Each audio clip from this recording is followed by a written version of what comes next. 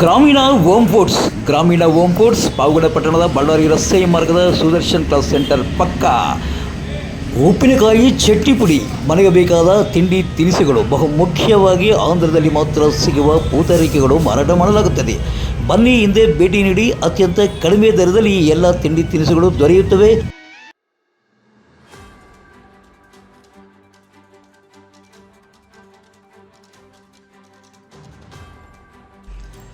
ತಿರುಮಣಿಯ ಸರ್ಕಾರಿ ಪ್ರೌಢಶಾಲೆಯ 1990-91 ಹಳೆಯ ವಿದ್ಯಾರ್ಥಿಗಳ ಸುಮಧುರ ಸ್ನೇಹ ಮಿಲನದ ಸುಸಂದರ್ಭದ ಸಲುವಾಗಿ ಬೆಂಗಳೂರಿನ ಪ್ರಖ್ಯಾತ ಬಾಸ್ ಮಲ್ಟಿ ಸ್ಪೆಷಾಲಿಟಿ ಆಸ್ಪತ್ರೆ ಹಾಗೂ ಆಸರೆ ಹ್ಯುಮ್ಯಾನಿಟೇರಿಯನ್ ಫೌಂಡೇಶನ್ ಪಾವಗಡ ಇವರ ಸಹಯೋಗದಲ್ಲಿ ಸಂಧಿವಾತ, ಕೀಲು ಮತ್ತು ಮೂಳೆ ಉಚಿತ ತಪಾಸಣಾ ಶಿಬಿರವನ್ನು ಇದೇ ಬರುವ ಭಾನುವಾರ 21/12/2025 ಬೆಳಗ್ಗೆ 9ರಿಂದ ಮಧ್ಯಾಹ್ನ 2:30ರವರೆಗೆ ವಿಶ್ವಕ್ಕೆ ಅತಿ ಪ್ರಸಿದ್ಧವಾದ ಸೋಲಾರ್ ತಿರುಮಣಿಯ ಗ್ರಾಮದಲ್ಲಿ ಶ್ರೀ ಆಂಜನೇಯ ಸ್ವಾಮಿ ದೇವಸ್ಥಾನದ ಆವರಣದಲ್ಲಿ ಹಮ್ಮಿಕೊಳ್ಳಲಾಗಿದೆ.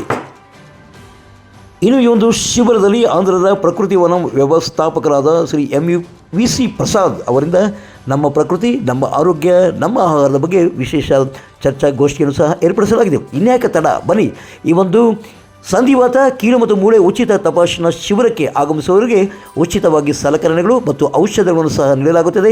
ಅಲ್ಲದೆ ಮಧ್ಯಾಹ್ನದಲ್ಲಿ ಭೋಜನ ವ್ಯವಸ್ಥೆಯೂ ಸಹ ಮಾಡಲಾಗಿದೆ. ಬನ್ನಿ, ಇನ್ಯಾಕೆ ತಡ ಮಾಡ್ತೀರಾ? ಈ ಒಂದು ಬಾಸ್ ಆಸ್ಪತ್ರೆಯ ಪ್ರಖ್ಯಾತ ವೈದ್ಯರಾದ ಡಾಕ್ಟರ್ ಲೋಕೇಶ್ ಚೌಧರಿ ಅವರು ನಿಮ್ಮೆಲ್ಲರಿಗೂ ಸ್ವಾಗತವನ್ನು ಕೋರಲಿದ್ದಾರೆ.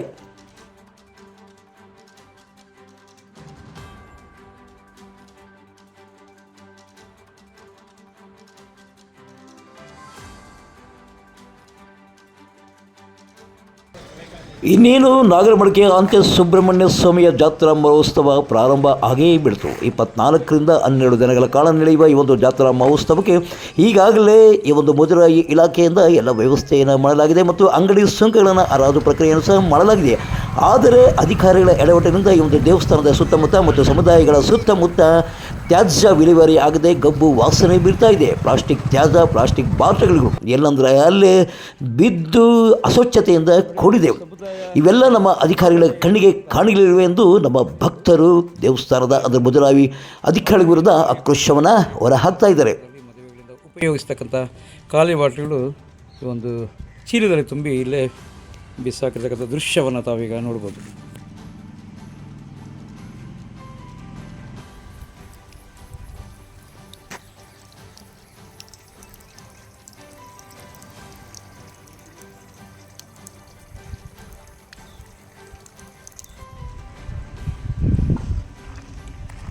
ಇದು ಸುಬ್ರಹ್ಮಣ್ಯ ಸ್ವಾಮಿಯ ಸಮುದಾಯ ಭವನದ ಹಿಂಭಾಗದಲ್ಲಿರುವ ಪ್ಲಾಸ್ಟಿಕ್ನ ತ್ಯಾಜ್ಯ.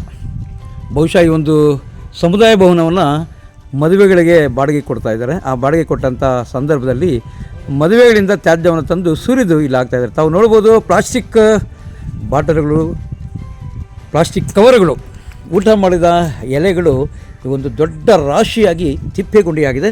ಇದು ನಮ್ಮ ಅಧಿಕಾರಿಗಳ ಕಣ್ಣಿಗೆ ಕಾಣಿಸಿರುವ ಅನ್ನೋ ಒಂದು ಪ್ರಶ್ನೆ ಈಗ ಕಾಡ್ತಾ ಇದೆ.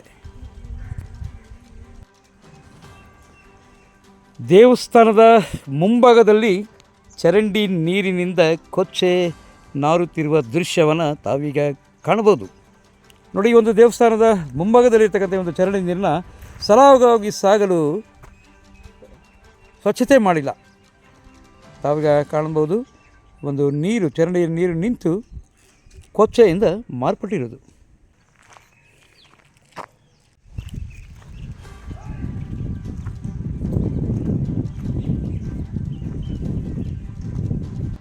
ಇನ್ನು ಈ ಒಂದು ದೇವಸ್ಥಾನದ ಮುಂಭಾಗದಲ್ಲಿ ನಾಗರ ಕಲ್ಲುಗಳಿಗೆ ವಿಶೇಷವಾಗಿ ಪೂಜೆಯನ್ನು ಸಲ್ಲಿಸ್ತಾರೆ. ಈ ಒಂದು ಪೂಜೆಯನ್ನು ಸಲ್ಲಿಸುವಾಗ ಅರಿಶಿನ, ಕುಂಕುಮ, ಹಾಲು ಮತ್ತಿತರ ವಸ್ತುಗಳಿಂದ ಪೂಜೆ ಮಾಡ್ತಾರೆ. ಆದರೆ 1 ವರ್ಷವಾದರೂ ಈ ಒಂದು ನಾಗರ ಕಲ್ಲುಗಳನ್ನು ದೇವಸ್ಥಾನದ ವತಿಯಿಂದ ಸ್ವಚ್ಛತೆ ಮಾಡುವುದಿಲ್ಲ ಎಂಬ ಆರೋಪ ಕೇಳಿಬರುತ್ತಿದೆ.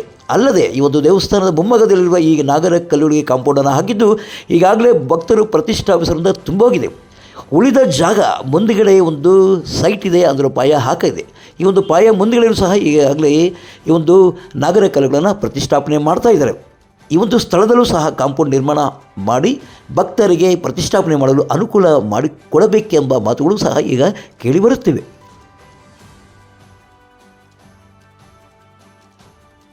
ಇಂದು ಶುಕ್ರವಾರ ಎಲ್ಪ್ ಸೊಸೈಟಿ ವತಿಯಿಂದ ತಿರುಮಣಿಯಲ್ಲಿ ಉಚಿತವಾದ ಕಣ್ಣಿನ ಶಸ್ತ್ರಚಿಕಿತ್ಸಾ ಶಿಬಿರವನ್ನು ಏರ್ಪಡಿಸಲಾಗಿದ್ದು, ಒಂದು ಶಿಬಿರದಲ್ಲಿ 150ಕ್ಕೂ ಹೆಚ್ಚು ರೋಗಿಗಳು ಪರೀಕ್ಷೆಗೆ ಒಳಪಟ್ಟಿದ್ದು, ಅದರಲ್ಲಿ 45 ರೋಗಿಗಳಿಗೆ ಬೆಂಗಳೂರಿನ ಶಂಕರ ಕಣ್ಣಿನ ಆಸ್ಪತ್ರೆಗೆ ಶಸ್ತ್ರಚಿಕಿತ್ಸೆಗಾಗಿ ಬಸ್ನಲ್ಲಿ ಕಳಿಸಿಕೊಡಲಾಯಿತು.